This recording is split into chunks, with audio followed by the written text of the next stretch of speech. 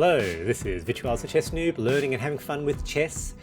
Today I'm going to talk about a tactical concept particularly relevant in the middle game, which is positional continuity.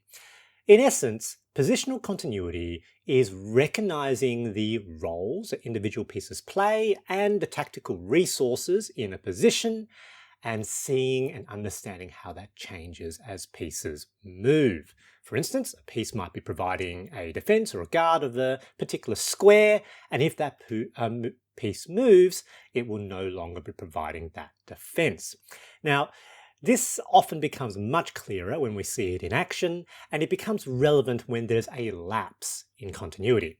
Now, in this game, I had the black pieces, my opponent had white, and there are three important instances of lapses of continuity in this game. Once for myself and twice for my opponent. Now, they led with a Ruy Lopez, e4, e5, knight f3, knight c6, and bishop b5. The Ruy Lopez, and against the Ruy Lopez, I usually play Jaenisch Gambit, f5. And this often takes the Ruy Lopez player out of their comfort zone, just out of their depth. They don't see it very often not sure what to do. And in fact, my opponent spent about 2 minutes now thinking about the next move to accept the gambit, which is actually an inaccuracy because we can now push the pawn, e4.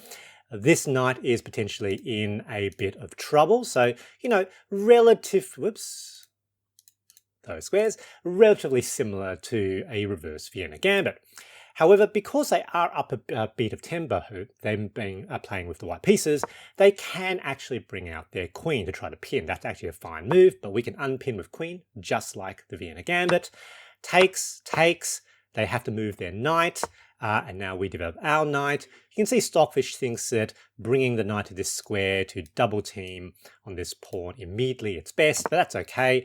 They now short castles. I now attack the knight. They're forced to move a pawn. I can now capture back with my bishop because, of course, the position is now defended, and we're potentially doing really well. Push another pawn, long castles, end of the opening, and with opposite side castling. So some potentially really dynamic fun games now.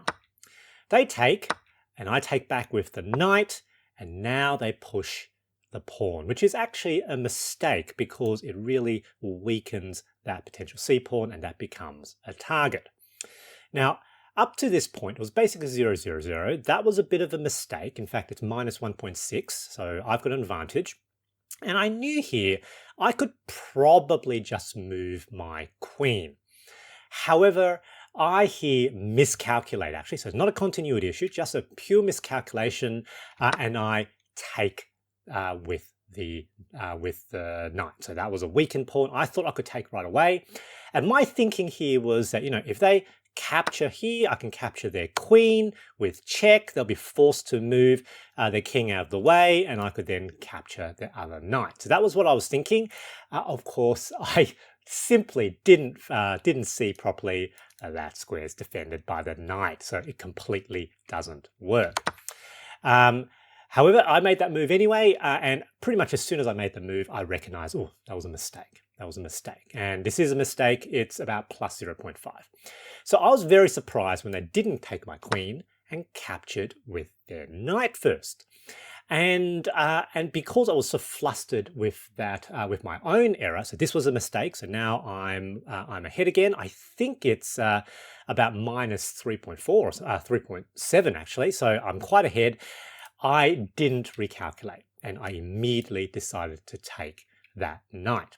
Now, I should take that knight, but I immediately took that knight, and that was a continuity error because I lost sight of the fact that that queen defended that bishop. And now they can actually just straight up take that bishop, and white will be up a piece. Now, in this position, white actually doesn't play the most accurately. They try to do this X-ray defense. However, I've got an opportunity now to potentially just force a trade of queens. I didn't see that. Again, bit flustered. I now blunder. I take that pawn, and of course, white captures the bishop. In my mind, actually, in this game, I was playing on the Chestnut Pro, on a real board.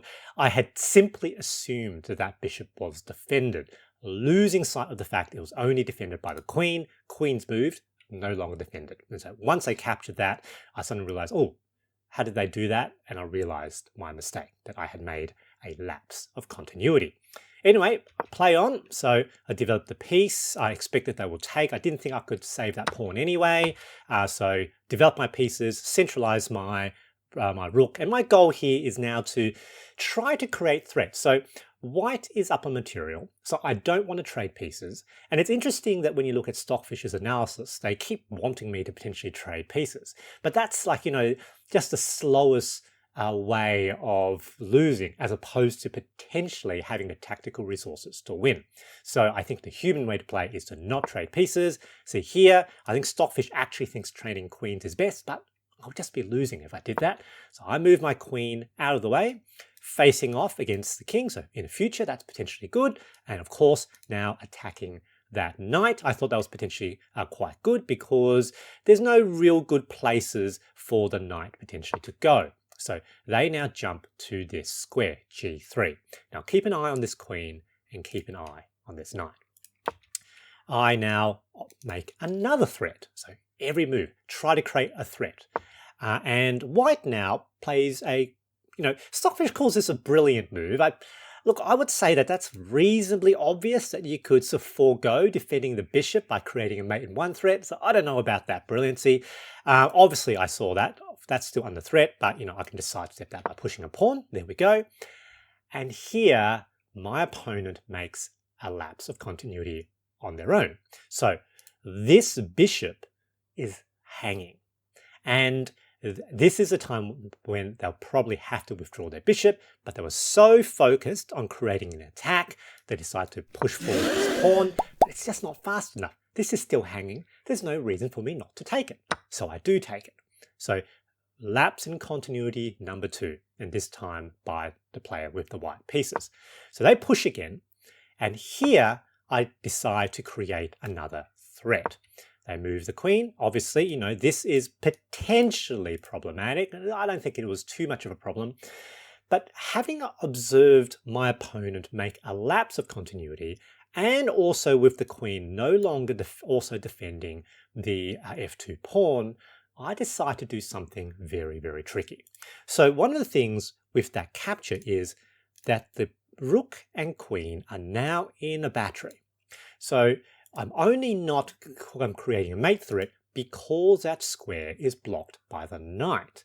But that knight did not jump into this position to prevent a mate threat. So this might be a relatively obscure or not a fully fleshed out thought for my opponent. So that knight is there for other reasons, not to block this mate. So even if they saw a potential mate, it's not necessarily front of mind. And what I saw is that the best move is probably to push this pawn to try to dislodge the knight, but they could potentially just block that by pushing that pawn themselves. So I thought if I could get that knight to move, I've got mate in one, completely winning attack. And so I thought, what about rook to this square? And that's what I play, rook e2. And what I'm thinking here is, ostensibly, it makes sense. Okay, I know there's actually not an attack because there's 2 attackers, but there's 2 defenders. It's just not fast enough. However, it ostensibly makes sense. There's a logical idea here about the attack on f2. At the same time, it looks like it's hanging. So I thought in this position that white might think, okay, I can see what my opponent is doing. They're trying to attack f2. Maybe there's a credible threat there. If I take, but they've made a mistake, they've blundered, I can take and lose sight of the continuity because they never entirely thought it through that there is a mate threat here. So that was the idea behind that attack. This is why I've sort of labeled it as a sneaky, sneaky attack. And what do you know it? It worked. They lost sight of that continuity. They took that piece, which was of course a blunder because queen captures pawn on g2, mate. Good game, GG. My big takeaway from this game is that a useful middle game tactic is to think in terms of positional continuity. It can potentially identify opportunities and traps that can be used against yourself, but also you against your opponent. I hope you enjoyed this video, and thanks for watching.